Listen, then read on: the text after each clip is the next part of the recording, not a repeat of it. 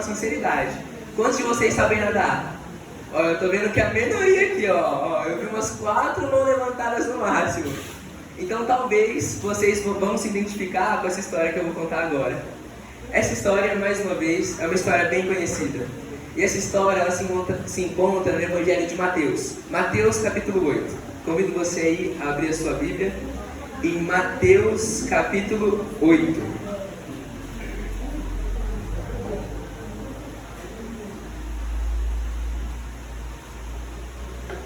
Mateus capítulo 8 e o versículo vai ser do 23 ao 27. Vocês podem até ver que o título dessa parte do capítulo é Jesus acalma uma tempestade. Para vocês verem que tem tudo a ver com tempestade. Mateus capítulo 8, do 23 ao 27. Diz assim: Então, entrando ele no barco, seus discípulos o seguiram. E eis que sobreveio no mar uma grande tempestade, de sorte que o barco era varrido pelas ondas. Entretanto, Jesus dormia. Mas os discípulos vieram acordá-lo, clamando: Senhor, salva-nos, pereceremos. Perguntou-lhes então Jesus: Por que sois tímidos, homens de pequena fé? E levantando-se, repreendeu os ventos e o mar, e fez-se grande bonança. E maravilhando-se os homens, dizendo: Quem é esse que até os ventos e o mar lhe obedecem?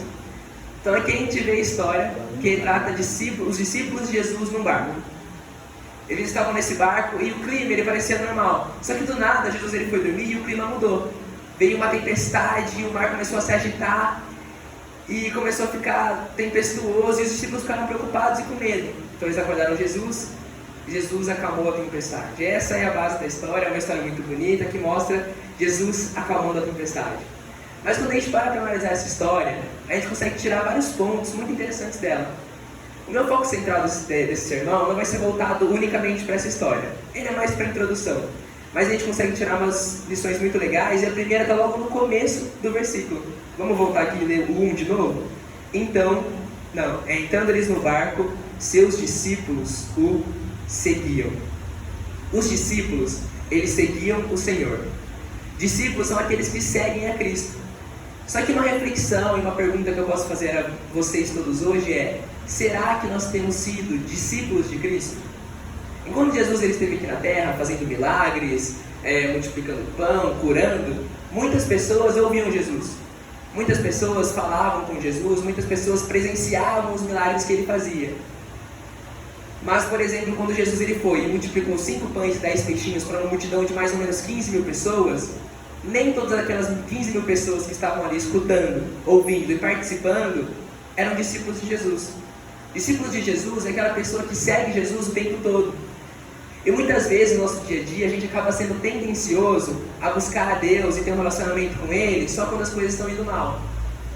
Sabe? Tipo, nossa, eu estou com uma preocupação, tem algo que está ruim acontecendo na minha vida. E aí você lembra: nossa, Jesus, vou orar aqui. E quando está tudo indo bem? E quando as coisas não estão preocupantes? Será que a gente tem lembrado de agradecer Jesus por tudo que Ele tem feito por nós? Será que nós temos andado com Jesus constantemente na nossa vida, ao invés de só buscá-lo em momentos específicos? Discípulo é aquele que busca Jesus o tempo todo. Discípulo, ele vive Jesus. Porque quando a gente para poder pensar que os discípulos estavam com Jesus constantemente, é assim que deve ser o nosso exemplo, assim deve ser o nosso reflexo. Buscar Jesus a todo momento, a todo instante, não em apenas momentos específicos, mas buscar Jesus o tempo todo, viver Jesus. E quando a gente para agora para ler um pouquinho mais à frente, no segundo versículo, que é o 24, diz assim: E eis que sobreveio no mar uma grande tempestade, que sorte o barco era varrido pelas ondas, entretanto Jesus dormia. Então aqui agora os discípulos estão no barco, a tempestade aumentou, as ondas estão furiosas e os discípulos eles estão preocupados. E vale lembrar que muitos dos discípulos eram pescadores. Então os discípulos eles estão acostumados já com essa vida de barco, estão acostumados já com essa vida de pescaria. E se eles estavam preocupados com aquela tempestade, é porque era algo sério, era algo feio. E eles estavam preocupados com o que podia acontecer com eles ali. E eles foram acordaram Jesus. Mas um ponto que a gente pode lembrar é que estavam os discípulos e Jesus dentro daquele barco. Os discípulos eles estavam com Jesus. E na nossa vida, muitas vezes a gente está com Jesus também. E estar com Jesus não significa que a tribulação ela não vai vir. Não significa que a gente não vai passar por momentos difíceis. Não significa que a nossa vida vai ser tudo fácil, sem desafio. A vida do cristão, mesmo o cristão que busca Cristo, é uma vida repleta de desafios. E muitas vezes a gente pensa, nossa, eu vou me converter, eu vou para a igreja porque eu quero ver uma vida sem dificuldade. Porque se Cristo estiver comigo, eu não vou ter nenhuma dificuldade nessa minha vida. Mas na verdade, o que a Bíblia fala é exatamente o contrário. É que a vida do cristão, ela também vai passar por tribulação. Só que ela fala algo muito interessante também. E esse algo muito interessante a gente pode encontrar em Salmos. Salmos 23. É um salmo muito conhecido, se vocês quiserem estar abrindo aí. Salmos 23. Salmos 23, versículo 4.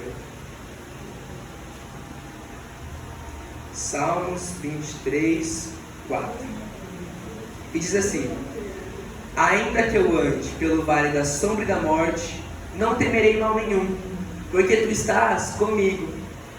Aqui não está dizendo que nós não vamos andar pelo vale da sombra e da morte. Aqui está dizendo exatamente o contrário, que nós vamos sim andar pelo vale da sombra e da morte, mas que nós não precisamos temer, porque Cristo está com a gente. Cristo está ali com a gente. Cristo não prometeu que a gente não vai passar dificuldade, mas Ele prometeu que mesmo em meio à dificuldade, Ele vai estar ali do nosso lado. Ele vai estar ali presente conosco. E a gente pode ver isso sendo reforçado agora em Salmos, continua em Salmos. Salmos 46, 1. Salmos 46, versículo 1. Vou até dar um tempinho para vocês abrirem. Salmos 46, versículo 1.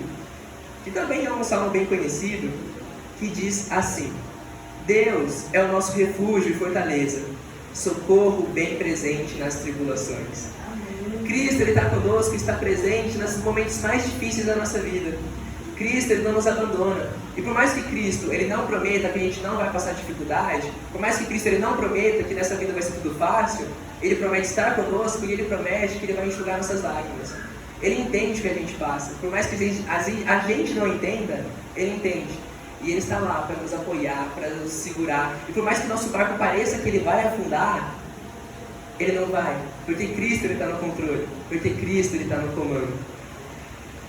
E agora então, a gente consegue entender tudo isso. E se tem algo que eu venho falando com vocês desde sábado, é um pouquinho sobre a situação do mundo.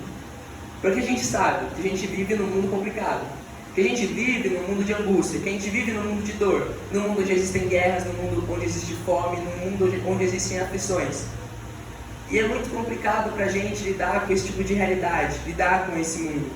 E o inimigo, ele está aqui presente nesse mundo. E muitas vezes, tudo que o inimigo quer, na verdade, é nos desviar do caminho de Cristo. É nos desviar do caminho do Senhor. Então, muitas vezes, o inimigo, Satanás, ele vai tentar achar alguma forma de fazer a gente cair. E muitas vezes essa forma é através do sofrimento. Muitas vezes essa forma é através das dificuldades. E ele vai apertando a dificuldade, ele vai apertando o sofrimento, ele chacoalha nosso barco para ver se a gente consegue permanecer fiel. Para ver se a gente vai cair na tentação ou não. E quando a gente para analisar uma história da Bíblia que fala muito sobre isso, é a história de Jó. Não sei quantos vocês se lembram da história de Jó, mas em determinado momento, Jesus e Satanás, eles têm um diálogo. E eles conversam e o Satanás fala: Jesus, por que você está ainda apostando nessa terra? Existe, ninguém aqui é teu servo de verdade. Ninguém aqui é teu servo real. E Jesus olha para ele e fala: o quê? Como assim ninguém é um servo fiel? Olha ali Jó. Você não está vendo Jó? Jó é um servo fiel. Então Satanás, ele olha para Cristo e fala: claro que Jó é um servo fiel. Olha lá, ele tem tudo. Ele tem dinheiro, ele tem bens, ele tem posses, ele tem uma família linda, ele tem saúde, ele tem tudo. É claro que ele vai ser seu servo fiel. Então Jesus falou: opa, ele não é meu servo por conta disso. Então Jesus, ele permite que Satanás, ele tire tudo que Jó tem. Satanás, ele vem, assassina os filhos de Jó. Jó perde os filhos. Jó, ele perde suas posses, seus bens. Jó, ele perde tudo que ele tinha. Jó, ele perde até sua saúde é levada embora, ele fica em enfermidades ali, e todo mundo agora chega para ele e fala: Jó, abandona esse teu Deus aí, amaldiçoa ele e morre. Olha o que aconteceu na sua vida, você perdeu tudo que você tinha, amaldiçoa ele e morre. Mas Jó, ele não fez isso, porque Jó, ele entendia que a fé dele não está baseada de acordo com o que ele tem. A fé de Jó não está baseada nas coisas que ele possui aqui na terra, não está baseada em nada que ele possa possuir aqui, mas sim em Cristo. Porque se estivesse baseado nas coisas que existem aqui na terra, ele teria desistido, porque ele perdeu tudo. Jó é um exemplo vivo de quem perdeu tudo, mas ele mesmo assim confiou em Deus e confiou que mesmo que ele não estivesse entendendo, aquela era a vontade divina para ele. E é muito interessante porque Jó, ele é um caso atípico. Ninguém antes na Bíblia passou pelo que ele passou. Ninguém depois na Bíblia passou pelo que ele passou também. É um caso extremamente específico. Jó, agora a gente tem aqui, né, a mensagem de Jó para ler e refletir sobre a vida dele e ver que é algo que já aconteceu. Mas Jó não tinha isso. Jó estava passando por algo completamente novo, algo que poderia muito bem e facilmente abalar a fé dele. Só que a fé dele não está baseada no que ele já sabe, a fé dele está baseada em confiança. E Jó, ele confia em Cristo independente da situação. Ele confia em Cristo independente do quão ruim está indo a vida dele. Ele confia em Cristo independente das provações. E ele continua confiando, confiando e confiando. E nós hoje vivemos uma vida de confiança. Por mais que a gente não perceba, o nosso dia a dia está repleto de confiança. Quando você acorda, pega o seu carro para ir para algum lugar, você está confiando de que a pessoa que construiu aquele carro construiu direito e ele não vai explodir na metade do caminho. Você está confiando nas outras pessoas que estão dirigindo ao seu redor, de que eles tiraram a carteira de motorista e sabem o que estão fazendo ali e vão seguir as leis de trânsito. Quando você, por exemplo, vai no restaurante, você confia que o pessoal daquele restaurante vai usar, sabe o que está fazendo com aquele tipo de comida e vai usar o mínimo de higiene necessária para fazer aquela refeição. Você não tem como ver, você não sabe, mas você acredita, você confia. Você confia, caso você for alérgico a alguma coisa, que eles não vão colocar isso que você é alérgico, porque você vai dizer, eu sou alérgico, não coloque. Vai chegar a comida e você vai comer. Você vai confiar na farmácia. Quando você for lá comprar um remédio e receber o remédio, você nem sabe que remédio é aquele. Você nem sabe se ele realmente vai te fazer bem. Você não sabe se o cara que te deu o remédio trocou lá o remédio sem você ver. Você confia no que ele te deu. E nossa vida é repleta de confiança o tempo inteiro. A gente confia, a gente confia, a gente confia. E muitas vezes, por confiarmos, nós nos frustramos. Porque a gente tem essa ideia de que as pessoas, elas vão meio que cumprir esse contrato social que elas fizeram com a gente. E quando elas quebram esse contrato social, quando elas não fazem o que elas prometem fazer, a gente se frustra, a gente se machuca, a gente chora, a gente sente dor. E isso nos afeta poderosamente. Por isso que a Bíblia diz, maldito o homem que confia no homem. Porque aqui na terra, a gente vai confiar, não tem como. Mas a confiança no homem é uma confiança falha. Porque todo homem é falho. Então quando a gente confia num outro ser humano, que é um ser humano igual a nós, esse ser humano ele está condizente a falhas. E ele vai falhar em algum momento. E essa falha, infelizmente, nos machuca até hoje. Só que a Bíblia diz de uma confiança que não machuca a gente. A Bíblia diz de uma confiança eterna, uma confiança real. E uma confiança que não quebra o contrato social que ela nos dá. É uma confiança sincera em Cristo. A confiança em Cristo. E é muito legal porque a confiança ela é um fruto da fé. A confiança é um fruto de fé. E para a gente entender isso daí um pouquinho melhor, eu queria ler com vocês aqui uma certa definição de fé. E essa definição de fé não está no Google, ela está aqui na Bíblia. Ela se encontra em Hebreus 11, versículo 1. Hebreus 11, versículo 1. Hebreus está lá no finalzinho da Bíblia.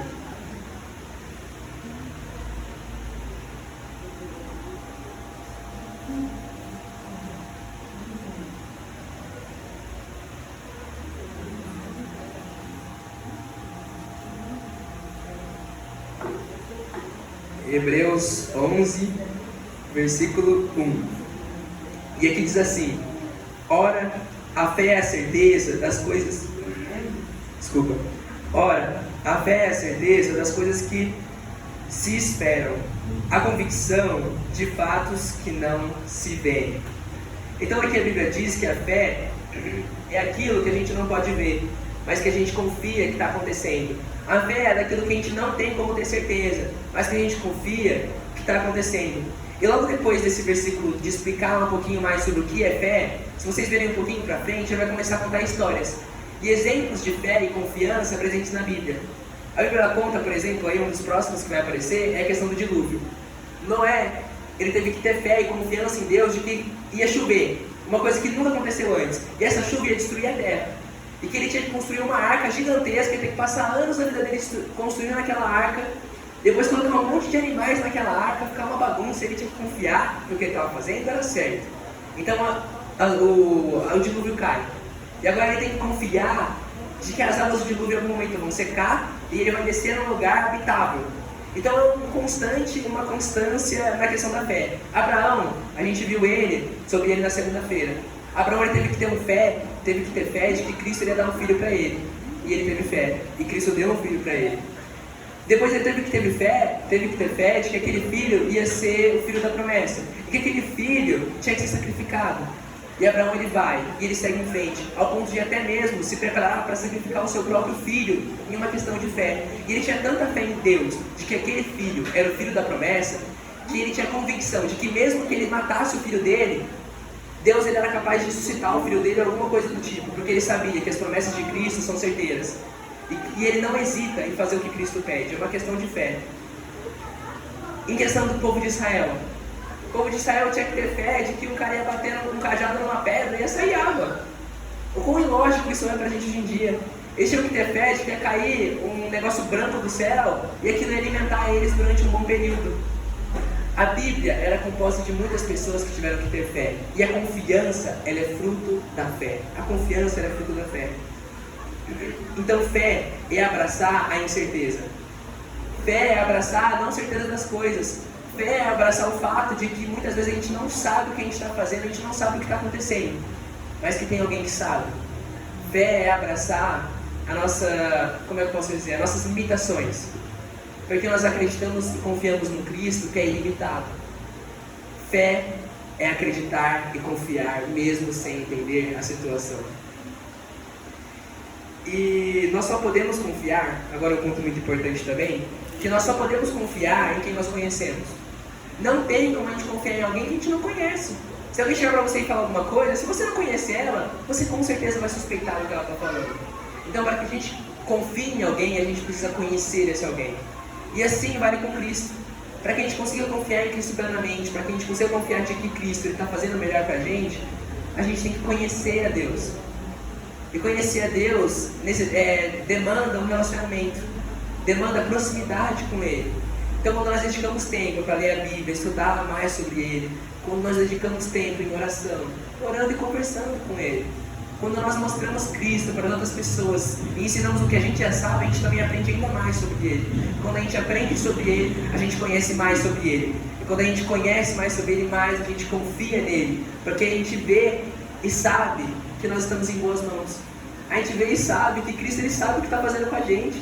E que a gente não tem que se preocupar, porque por mais que a luta venha, por mais que a provação venha, por mais que a tristeza venha, nós sabemos que Cristo está com a gente, em qualquer situação,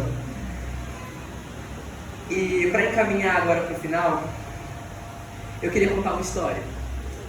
Essa história é uma história bem curta, geralmente conto uma história um pouquinho mais demorada, essa daqui é bem rapidinha mesmo. Essa história conta a história de um menino. E esse menino, ele estava num barco, um navio, pensa num navio bem grande e tal, e ele estava lá brincando com os brinquedinhos dele. Ele estava lá se divertindo, brincando, rindo. Só que em um determinado momento, uma tempestade veio. Assim como na história dos discípulos, veio uma tempestade e o barco começou a chacoalhar. E os tripulantes que estavam ali dentro começaram a se preocupar, começaram a correr, ficar desesperados, achando que o barco ia virar, achando que ia acontecer alguma coisa e eles iam passar por um momento difícil. E aquela pessoa que estava preocupada, correndo, desesperada, chegou perto do garotinho e viu que ele estava ali brincando. Continuava brincando com os brinquedinhos dele ali tranquilo, como se não tivesse acontecendo nada. Aí ele olhou e falou: menino, você não está preocupado não? Você não está vendo que o barco está balançando um monte e a gente pode virar o barco? Você não está com medo? Aí o menininho olha no fundo do olho daquele cara e diz: não, eu não estou com medo. É o meu pai que é o comandante desse navio. Pode ficar tranquilo. Entenderam? O nosso pai é quem está no controle da nossa vida. O nosso pai é quem está no controle do nosso navio. A gente não precisa se preocupar. A gente sabe que nessa terra não vai ser tudo fácil. A gente sabe que aqui a gente vai passar por momentos difíceis que a gente não vai compreender e que pra gente não vai fazer sentido. Mas a gente não pode perder a nossa fé. E a gente não pode perder a confiança de que, independente de todas essas coisas, Deus, Ele está com a gente. E Cristo, Ele continua conosco. Por mais que nosso barco balance, por mais que nosso barco pareça que vai afundar, Ele não vai. Porque é um Deus no céu que está conosco. E nós somos humanos. Nós somos humanos e nós não temos certeza das coisas, nós não temos convicção de tudo. Mas nós temos um Deus que sabe de tudo, e um Deus que tem convicção de tudo. E Ele disse pra gente descansar nele. Ele disse pra gente descansar nele até a eternidade, até que Ele volte. E agora, nós vamos escutar uma mensagem musical. Uma mensagem musical não, um louvor, um hino. E durante esse louvor, durante esse hino, se você quer fazer essa oração para Deus, se você quer falar, Pai, eu estou passando por tanta coisa, o Senhor sabe. O Senhor sabe que o momento não é o mais fácil. O Senhor sabe que eu estou passando por muita coisa difícil que eu não consigo entender. Mas, Pai, eu quero confiar em Ti. Entregar tudo nas Tuas mãos. Porque eu sei que quando tudo está nas Tuas mãos, o Senhor vai cuidar da melhor maneira. Se essa hoje é a sua oração, se hoje é o seu pedido para Cristo, enquanto essa música toca, ore com Cristo, fale com Cristo, se coloque de pé e clame a Deus. Converse com Ele sobre essa questão de confiança. E ao final desse louvor, nós iremos fazer uma oração.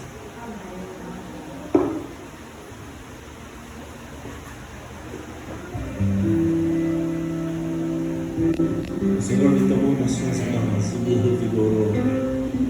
O Senhor é aquele em quem eu posso confiar todos os dias da minha vida. Ele jamais me desamparará.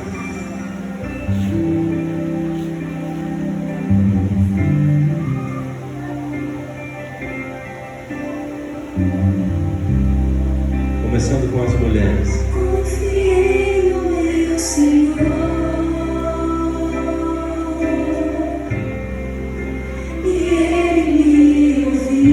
Conta a sua história agora, de quando o Senhor livrou você. O pecado me livrou, e a vida em mim surgiu. Muitos o verão e temerão Deus, Criador da terra e céu.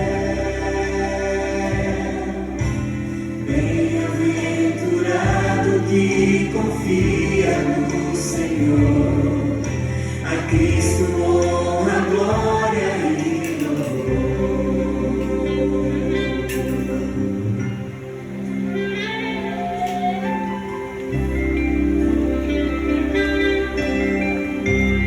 Dos meus pés guiou o bem, o sol em mim nasceu. Minha vida há de ser